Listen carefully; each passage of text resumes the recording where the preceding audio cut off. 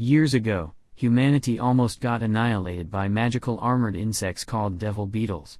These devil beetles drove humanity off the lands, and now they are forced to live on floating cities. However, the wizards from Sky Wizard Academy fight them off. Canada, who was once called the strongest swordsman, is now labeled as a traitor. Kanata is given a chance to regain his lost respect by instructing a team of misfit girls. Insects with magical powers, called devil beetles, rise up to fly from Earth to the sky. Kanata, Yuri Floster, Chloe Sevigny, and Lloyd Alvin fight a large number of Arcaner's insects. Canada saves Yuri from an archer Nar's attack. Chloe throws a long-range attack, but more and more devil beetles arrive as reinforcements. Canada asks everyone to retreat and decides to fight them alone. He finds a huge archer appearing before him 6 months later in the Miscun city floating in the sky. Kanata is referred to as a traitor now. Chloe briefs Freon, the head of Sky Wizard Academy, about the fired Me 601. Flame is a delusional narcissist like Eisenach, an introverted but enthusiastic girl, and Ms. Sora Whittle, the leader of Team E601 who has a total of 124 losses. Freon asks Chloe to find an instructor for the useless girls. Kanata, who works in the warehouse, now learns that he is summoned by Freon to her office. On his way to Freon's office, Kanata stumbles into a red-haired loudmouth girl with bread in her mouth. They both trip, her bread and jam stick to Kanata's pants. The girl blames Kanata for that and calls him a pervert, but Kanata disappears from the scene. While washing his pants, he finds a girl obsessing about her beauty in the mirror. She notices Kanata without his pants and thinks it's due to her beauty. She shouts at him as a pervert. In a hurry, he enters the girl's bathroom. Lexie catches him coming out of the bathroom in tears. She tells Kanata that it is the girl's bathroom and asks him if he is a pervert. Kanata runs from there, saying out loud that he's not a pervert. Kanata runs into Yuri Foster in the stairway, who calls him a traitor in a sarcastic way and gets angry at him. Chloe finds them and tries to calm Yuri down. Kanata then tells Chloe that Yuri is hurt because of the past events 6 months ago.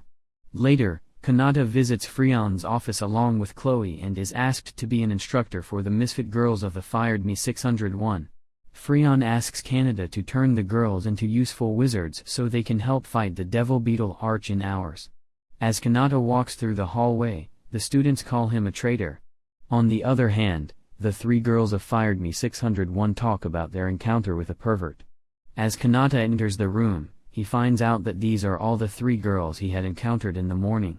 The girls call him a traitor and then a pervert while putting their weapons to his face. Nizara complains that a pervert can't be their instructor. Kanata then surprises them by telling them everything he knows about them.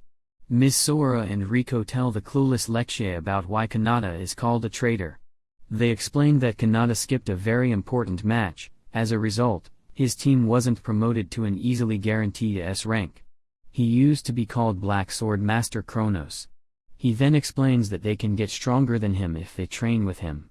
Mizuru agrees to the proposal, but Riko refuses, saying that as a divine being, she doesn't need to train. He suggests to Riko that she can demonstrate her superiority in a training practice match, which she agrees upon. Kanata and fired Me 601 fly high to the sky for a practice match. The girls get irritated to see that Kanata is not even using fly magic to face them. Kanata asks them that they can use their weapons to bring him down. If they can bring him down, the training exercise would be over. Kanata flies away while stating the rules to them. This aura starts chasing Kanata alone, leaving the other 2 behind. Kanata notices at once that there is 0 teamwork. He finds Misora's speed and stamina impressive. Nizara draws her weapon from her ring and tries to hit Kanata with it. Kanata escapes into the clouds, holding Mizura as his target. He finds Lekti behind him with her twin swords, Amano Habakiri. Kanata finds that Lekti's moves are strong, but she gets nervous in front of the enemy. Meanwhile, Riko takes Kanata into her target range with the help of her magic gun, Athena. Kanata easily dodges the attack but finds Lekti in the target range and saves her by blocking the attack precisely with his small blade. Kanata acknowledges Riko's aim but says that it is too accurate and hence easy to dodge. Meanwhile, Ms. Sora keeps searching for Kanata cluelessly and doesn't find him. Kanata tells the girls that it is the day for their individual training regiments. As usual, Riko refuses to train. Nisora tries to stop her, but Kanata asks to let her go and focus on her individual training. Ken Oda asks Lexie to wear a maid costume and hand out flyers to the students. Lexie gains some confidence as 3 boys take a flyer from her. On the other hand, Kanata assigns a mission to Misora to find a weakness of Riko. Nizora tails Riko but is caught right away by Riko. As Chloe flies like a ghost to Kanata's room, she finds Kanata looking at Mizura's statistics. He tells her that she has magic power reserves higher than the rank wizards. Kanata instructs Misora to change her weapon so that she can perform better, but she refuses to do so. She runs away crying and complaining that Kanata doesn't know a single thing about her. A flashback from the past shows Misora's mother fighting the devil beetles and defeating all of them, including a huge monster beetle, quite easily. Ms. Sora stands at her mother's grave, gets angry at Kanata, and says, "I refuse to give up my sword." On the other hand, Riko notices that Kanata has affected Lexie and gained her respect. Kanata visits a cafe owned by Misora's family. Ken Oda finds out that Misora's mother, Sosi, has passed away, and her husband Gale doesn't have any memories of her. Because she was an elite sky wizard, Kanata asks Misora's father Gale why she is obsessed with the magic cannon sword.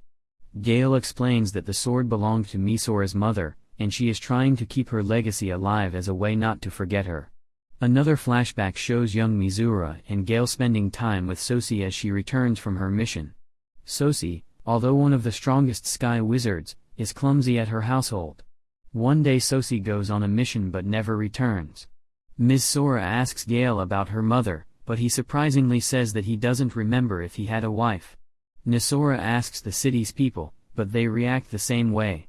Finally, she learns from 2 sky wizards that Sosi sacrificed herself for the city during a mission. Nizura trains very hard, holding her mother's sword.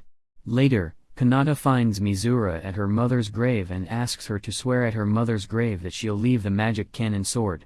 Kanata explains to Misora that her mother never thought about the sword, her real aim was to save the city. When Kanata sees that Misora is never going to back down from the sword, he decides to help her while training. Misora thanks Kanata. Riko, who watches Mizura's new attitude towards Kanata, finds it very interesting.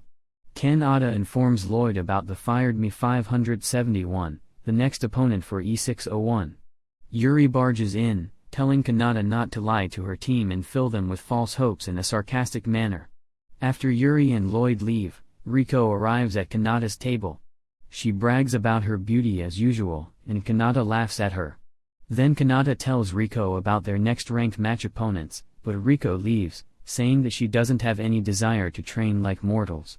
Worried for their next match, Misora and Lexie try to convince Riko to train with Kanata, but she refuses at once. Misora then pleads with Riko, sitting on her knees, which worries Riko.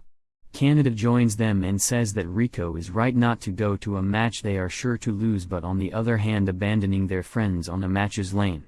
Kanata then tells Mizura that he's going to give her the key to victory.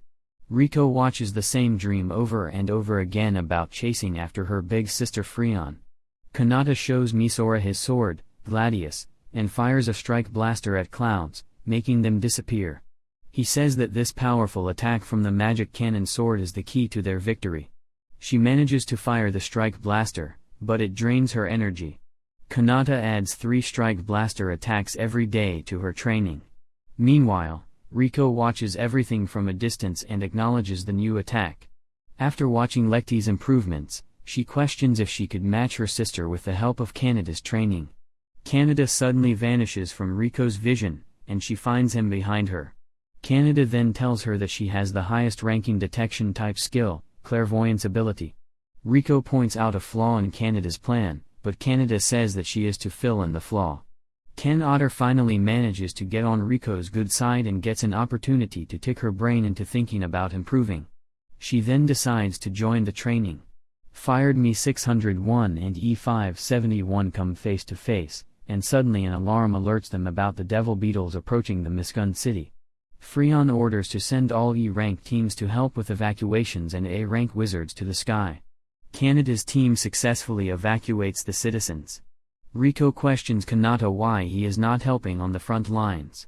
When Lektai shows up with a little girl who was separated from her mother, Chloe takes out the whole squad of devil beetles with one shot. Yuri praises her and tells her that she is not going to use her spear anymore. Meanwhile, Leon comes with the news that a new squad of devil beetles has broken through the city defenses. As the devil beetles enter the city, Freon orders to send every single wizard to save the city. Misora tries to aim an attack on a devil beetle but misses. She gets a beetle with another shot.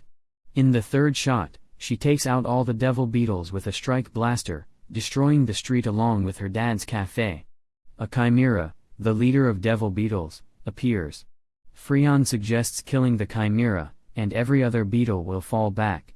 Fired Me 571 kills the chimera, but the devil beetles don't stop. Kanata tells his team that there is another chimera.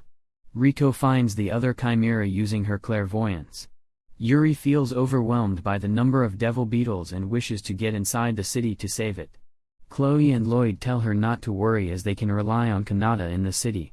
Kanata asks Fired Me 601 to destroy the chimera, but they don't feel confident in doing so. He then encourages them and manages to get them to agree with him. As Fired Me 601 starts the fight, Kanata orders Lecky to distract the Arcaners, which she performs well. Riko uses long-range attacks to cover for Misora. Nisora then gets into the firing range and destroys all beetles with her strike blaster attack. But more and more beetles keep coming. Nisora fires a third strike blaster and finishes off every single beetle. Suddenly, a green laser beam is fired at Misora, which Kanata blocks while taking the hit. A new and more powerful chimera shows up, destroying the city. Kanata decides to take on the new chimera. Black Aura comes rushing out of his body with his stunning speed and power. He manages to injure Chimera. Kanata then kills the big chimera with his powerful Dark Strike blaster. Kanata falls from exhaustion. Yuri watches all the beetles stepping back, and Lloyd tells her that Kanata has taken care of them. As Real runs to save Yuri, he notices the fallen eye of Chimera. The three girls find Kanata, thinking that he is dead, but he wakes up saying that their sky is clear. Later, Kanata shows up at the stadium with his broken arm. Yuri happens to be there and asks Kanata about his arm. Eventually, Fired Me 601's second match arrives, and Kanata says that his team is going to outrank the whole academy. The next moment, they see Fired Me 601 lose terribly. Watch this next